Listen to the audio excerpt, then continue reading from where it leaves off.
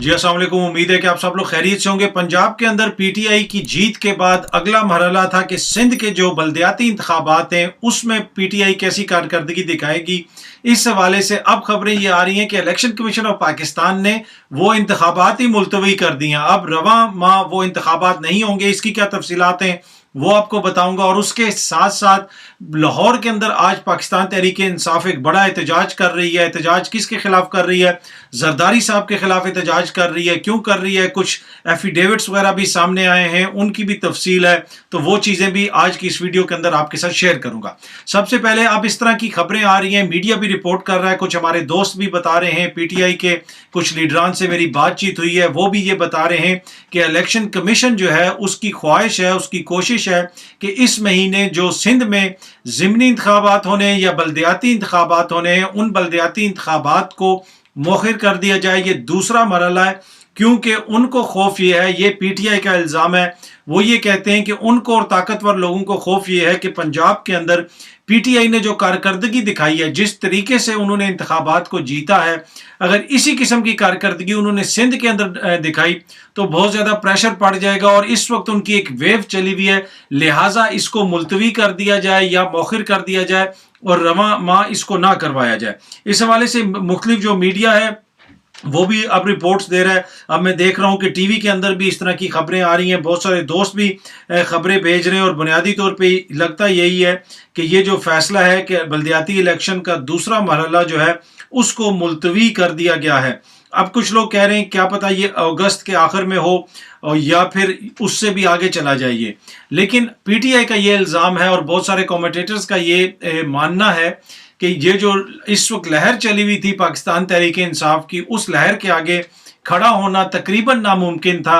और यही वजह है कि किसी ने उनको मशवरा दिया है कि जनाब आप बल्दियाती इंतखाबात का दूसरा मरहला ना करवाएं, अभी करवाया तो आप लोग हार जाएंगे। इस वक्त जरदारी साहब लाहौर में बैठे हुए हैं और लाहौर में वो ये कह रहे हैं कि हमजा को उन्होंने वज़ीर आला बनाना है। जरदारी साहब के खिलाफ वहाँ पे पीटीआई भी इल्ज़ामात भी लगा रही है, बल्कि एक बहुत बड़ा एहतजाज भी कर रही है। उसकी तफसीलात भी मैं आपसे आगे जाके शेयर करूंगा। लेकिन अपने सूबे में वो इंतखाबात करवाने के हवाले से कोई ज़्यादा मुझे संजीदा नहीं लगते, इसलिए कि अगर वो ये समझते हैं कि उनको विक्ट्री मिलेगी इन इंतखाबात में तो फिर तो उनको जल्दी जल्दी ये इंतखाबात करवाने चाहिए। लेकिन कुछ इस तरह की भी इतलात हैं कि आगे शायद कोई मुहर्रम आना है या उस हवाले से कोई मसाइल हैं, तो इस वजह से ये फैसला किया गया है कि इनको मौखर कर दिया जाए, मुलतवी कर दिया जाए और मुहर्रम के बाद करवाया जाए। लेकिन मुहर्रम तो महीने के आखिर में आना था, उससे पहले ये इंतखाबात हो सकते थे, ये सारा सिलसिला मुकम्मल हो सकता था, तो उसमें कोई इतनी बड़ी रुकावट तो नहीं होनी थी। और दूसरी बात यह है कि अगर मुहर्रम आना था, अगर मुहर्रम के हवाले से आपको प्रॉब्लम्स थी, तो ये कोई आज तो आपको नहीं पता चला, ये तो पहले भी पता था। उस वक्त क्यों ये टाइम जो स्केड्यूल ये क्यों किया गया, उस वक्त क्यों इस तरह का ये जो टाइम पीरियड है इसको चुना गया? उस वक्त भी तो आपको पता था ना कि बड़ी ईद होगी, बड़ी ईद के बाद ये होगा वो होगा, सब कुछ पता था। तो उस वक्त ये फैसला क्यों नहीं किया गया? अब आखिरी मौके पे एकदम से, जिस वक्त कैंपेन जोरों पे चल रही है, खान ने अभी उधर वहां पे जाना है, असद उमर वहां पे कैंपेन चला रहा है, अब अचानक आपको याद आ गया कि जी ये मसाइल हैं और वो मसाइल हैं। तो बुनियादी वजह यही है जो पीटीआई इल्ज़ाम लगा रही है कि कुछ ताकतवर लोगों को ये लगता है कि इन इंतखाबात में भी पीटीआई स्वीप करेगी, और अगर वो स्वीप करती है तो फिर बड़े मसाइल पैदा हो जाएंगे बहुत सारे लोगों के लिए। तो इस वजह से इसको रोकने की कोशिश की जा रही है, किसी तरीके से मौखर करने की कोशिश की जा रही है। वही जो इमरान खान का बयानिया था रजीम चेंज वाला, उसके हवाले से कुछ लोगों का ये ख्याल था कि इस जूं वक्त गुजरेगा ये बयानिया नरम होता जाएगा, इसमें से जान निकलती जाएगी, तो लिहाजा इसको डिले करो। ये डिले होता रहेगा तो उसके बाद जो है आप इंतखाबात करवाएं या जो कुछ भी करवाना है, वक्त के साथ साथ जो है ना चीज़ें ठंडी हो जाएंगी। मैंने उस वक्त भी कहा था ये चीज़ें कभी भी ठंडी नहीं होंगी, वक्त के साथ साथ इस बयानिए का वजन ज़्यादा होता जाएगा और हर कोई इसके नीचे दब जाएगा और कोई भी इसका वजन बर्दाश्त नहीं कर सकेगा। और वही सिचुएशन अब हुई है। और अब अगर बल्दियाती इंतखाबात इस नीयत से किसी ने मुलतवी किए हैं कि बल्दियाती इंतखाबात मुलतवी हो जाएंगे तो कुछ दिनों में ये लहर ख़त्म हो जाएगी, ये लहर कहीं नहीं जा रही, ये लहर यहीं पे है, क्योंकि ये अवाम की लहर है। तो मुझे नहीं लगता कि इससे कोई आपको फ़ायदा होगा, लेकिन अपनी तरफ से कोशिश की जा सकती है और कोशिश आप करके देख लें अगर आपकी कोशिश की नीयत ये है। बाकी नीयतों के हाल तो अल्लाह ताला की ज़ात जानती है।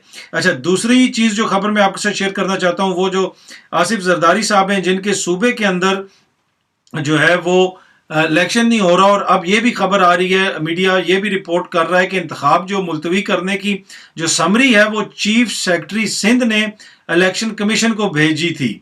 یہ چیف سیکرٹری سندھ نے الیکشن کمیشن کو سمری بھیجی تھی کہ انتخابات کو ملتوی کرو، تو وہ جو پنجاب فتح کرنے بیٹھے ہوئے زرداری صاحب اپنے گھر کے اندر حالت یہ ہے کہ ڈر کے الیکشن سے بھاگ رہے ہیں۔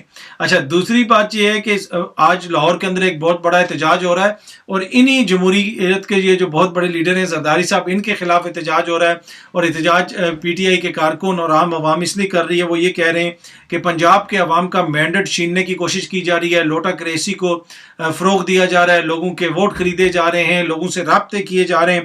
اور اس حوالے سے فواد چودھری صاحب نے ایک ٹویٹ میں شیئر بھی کیا ہے، کال ریکارڈ ہے کہ کسی کے فون سے لوگوں کو کالز کی گئیں، عطا طارر صاحب کے اوپر انہوں نے الزام لگایا، اور اب کچھ یہ ایفیڈیوٹ بھی سامنے آئے ہیں۔ ان ایفیڈیوٹس کے اندر لوگوں نے لکھا ہے، اپنا نام بھی بتایا ہے کہ مجھے جو ہے راہیلہ ایم پی اے نے کل رات میرے نمبر پر کال کی، جس کا ریکارڈ میرے فون میں سیو ہے، اور میری عطا طارر صاحب سے بات کروائی، جس نے مجھے 25 کروڑ روپے کی پیشکش کی، میں اپنا ووٹ وزیر اعلیٰ پنجاب کے لیے جو ہے وہ بیچ دوں، مزید 10 ایم پی ایز کو مذکرہ جو اس رقم کے عوض خریدنے کی کوشش کروں، اور ہارس ٹریڈنگ میں ساتھ دوں، اور جس کے لیے مجھے الگ منہ مانگی رقم دی جائے گی۔ ٹھیک ہے، یہ ایک ایم پی اے کا جناب مبینہ طور پہ ایفیڈیوٹ سامنے آیا ہے۔ اس کے علاوہ ایک اور ایفیڈیوٹ بھی ہے جو شہاب الدین ولد بہرام خان کا ہے۔ اس سے پہلے جو میں نے ایفیڈیوٹ آپ کو پڑھ کے سنایا وہ محمد عامر عنایت ولد عنایت اللہ خان کا ہے، اور اس کے علاوہ ایک اور ایفیڈیوٹ بھی جو آیا ہے جو شیئر کیا جا رہا ہے وہ غضنفر عباس ولد ملک اشرف شیر ان کا ہے۔ یہ اس طرح کی خبریں جناب سامنے آ رہی ہیں، اور یہ ایفیڈیوٹ بھی اب سامنے آ رہے ہیں۔ تو ایک طرف پنجاب کے اندر جو ہے وہ ووٹ خریدنے کی کوشش کی جا رہی ہے مبینہ طور پہ، اور زرداری صاحب اس کے اندر کلیدی کردار ادا کر رہے ہیں، اور پی ٹی آئی کا الزام یہ ہے کہ اس میں زرداری صاحب کی سب سے امپورٹنٹ جو ہے وہ ان پٹ ہے، یا جسے آپ کہہ سکتے ہیں سب سے زیادہ امپورٹنٹ جو کرتا دھرتا ہے وہ زرداری صاحب ہیں، اور اسی وجہ سے وہ لاہور میں بیٹھے ہوئے ہیں۔ اسی لیے ان کے خلاف اور اس سارے چکر کے خلاف آج لاہور میں بڑا احتجاج ہو رہا ہے، اور وہاں سے بہت ساری ویڈیوز وغیرہ بھی آ رہی ہیں جس میں آپ دیکھ سکتے ہیں کہ لوگ وہاں پہ احتجاج کر رہے ہیں، اور جن ایفیڈیوٹس کا ذکر ہم دن میں سن رہے تھے اب وہ ایفیڈیوٹ بھی سامنے آنا شروع ہو گئے ہیں پی ٹی آئی کے ایم پی ایس کی جانب سے، جن سے رابطہ کر کے ان سے ووٹ خریدنے کی کوشش کی گئی، اور ان کے ذریعے دوسرے لوگوں کا ووٹ بھی خریدنے کی کوشش کی گئی۔